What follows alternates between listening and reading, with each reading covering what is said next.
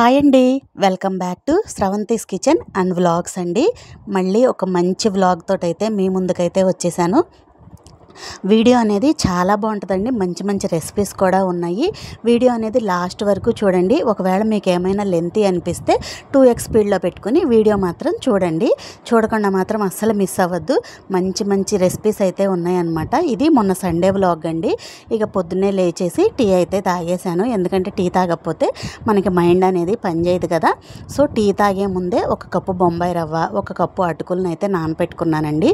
ఇంకా టీ తాగి ఒక నిమిషం అటు ఇటు తిరిగి ఇల్లది క్లీన్ చేసుకొని వచ్చేలోపు ఇవైతే నానిపోయినాయి అనమాట. ఇప్పుడు ఒక మిక్సీ జార్ తీసుకొని అందులోకి మనం నానపెట్టుకున్నటువంటి బొంబాయి రవ్వ, అటుకులు అండ్ అలాగే కొంచెం గల్లుప్పు, కొద్దిగా వాటర్ వేసుకొని మెత్తగా అయితే మిక్సీ పట్టుకోవాలండి.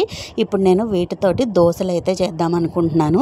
ఇడ్లీ పిండి కానీ అట్టుపిండి కానీ ఏమీ లేదనమాట. ఇంకా సర్లే ఇన్స్టెంట్గా దోశలు వేసేద్దామని చెప్పని ఇంకా దోశలు అయితే వేసేసానండి. ఇంకా దోశలు వేయడం కోసం ఈ విధంగా పిండి అయితే రెడీ చేసుకున్నాను. చూడండి, మెత్తగా అయితే రుబ్బుకోవాలండి. ఎక్కడా కూడా మనకి పలుకు అనేది ఉండకూడదు. దోశలు అయితే చాలా చాలా బాగుంటాయండి. ఇలా మిక్సీ పట్టుకొని ఒక బౌల్లోకి అయితే వేసుకొని మనకి దోశ పిండికి ఏదైతే మనం బ్యాటర్ రెడీ చేసుకుంటామో పల్చగా అలా కొద్దిగా వాటర్ వేసుకొని ఎంత కావాలో అంత వాటర్ అయితే వేసుకొని చక్కగా దోశలు అయితే వేసేసుకోవడమేనండి. ఇది వచ్చేసి మనకి మినపట్టు లాగానే మనం పిండి వేసి గెరిటితోటి నెరిపేసుకోవచ్చు. రవ్వ దోశలాగా అవసరం లేదు.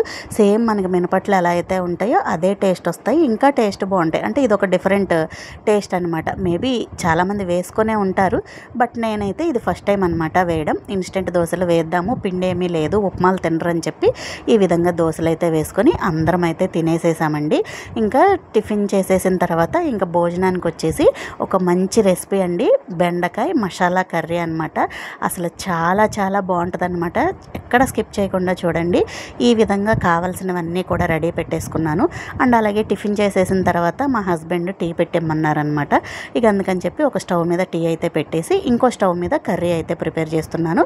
ఒక 7-8 గెరిట్లు చిన్న గెరిటితోటి ఆయిల్ అయితే వేసుకొని ఇందులో మనం ఇలా పులుసు ముక్కలకు కట్ చేసినట్టుగా బెండకాయ ముక్కలను కట్ చేసుకొని వాటిని కూడా వేసుకొని మూత పెట్టుకొని ఫ్రై చేసుకోవాలండి. బెండకాయ అనేది మనకి 70-80% వరకు మనం ఫ్రై చేసుకుంటే సరిపోతుంది. ఇలా ఫ్రై చేసి తీసుకోవడం వల్ల కర్రీకి మంచి టేస్ట్ అనేది అయితే యాడ్ అవుతుంది అనమాట.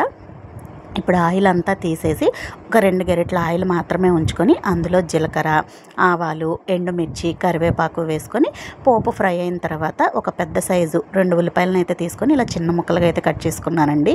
వాటిని కూడా అందులో యాడ్ చేసుకొని సాల్ట్ వేసుకొని మూత పెట్టి ఉల్లిపాయ కొంచెం కలర్ చేంజ్ అయ్యేంత వరకు ఫ్రై చేసుకున్నాను. ఇప్పుడు ఇందులో వచ్చేసి ఒక 10 పచ్చిమిరపకాయలు, ఒక 10-15 వెల్లుల్లిపాయ రెబ్బలు, చిన్న అల్లం ముక్క వేసి మిక్సీ పట్టుకున్నానండి బరకుగా.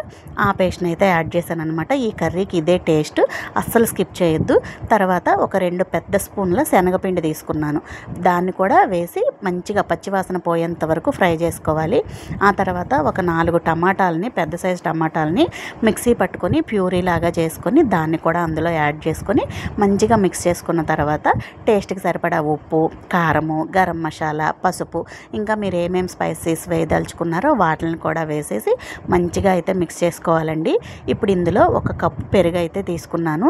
ఇందులో ఏది కూడా స్కిప్ చేయకండి. టేస్ట్ అయితే చాలా చాలా బాగుంటుంది అనమాట. పెరుగు వేసుకొని మంచిగా కలుపుకొని ఒక కాఫీ గ్లాస్ వాటర్ అయితే పోసుకొని మూత పెట్టుకొని ఆయిల్ పైకి తేలి అంటే కొంచెం మరిగేంత వరకు కూడా మనం మూత పెట్టి మగ్గించుకోవాలి. ఫ్రై అంటున్నాను చూడండి నేను.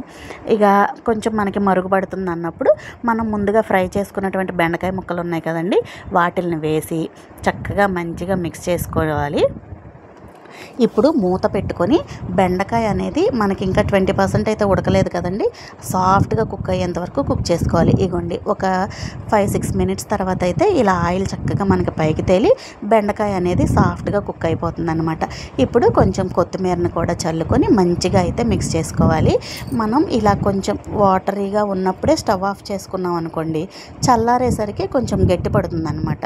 అందుకని చెప్పి నేను ఇప్పుడే స్టవ్ అయితే ఆఫ్ చేస్తున్నాను. లేదు బాగా గట్టిగా అయిపోయింది అయిపోయిందంటే మనకి పెడసరాయిలాగా అయిపోతుంది, అంత టేస్ట్ అయితే ఉండదు. కానీ కొంచెం వాటరీగా ఉన్నప్పుడే స్టవ్ ఆఫ్ చేసుకోండి. తర్వాత వైట్ రైస్ కూడా వండేసానండి. ఇంకా వైట్ రైస్ మీద కూడా చిన్న మూత పెట్టేసి చిన్న మంట పెట్టేశాను. ఇదిగోండి కర్రీ చూసారా, చల్లారిపోయేసరికి ఈ విధంగా గట్టిపడింది. ఇలా ఉంటే మనం అన్నంలో కలుపుకొని తినడానికి చాలా బాగుంటుంది.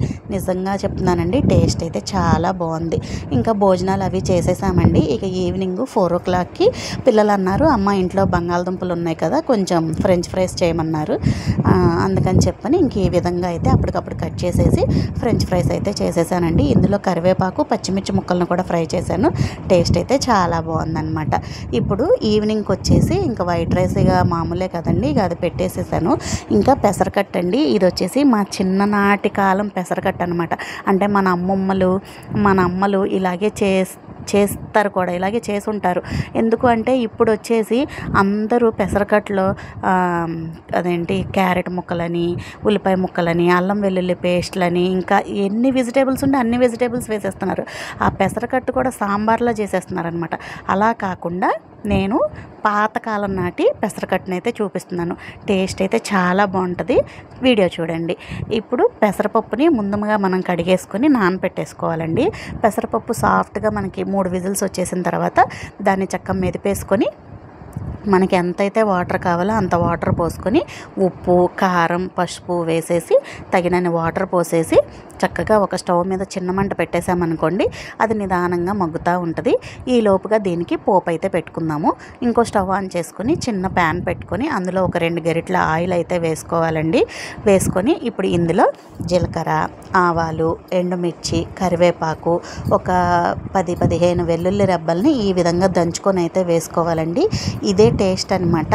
చాలా చాలా బాగుంటుందండి పెసరకట్టు.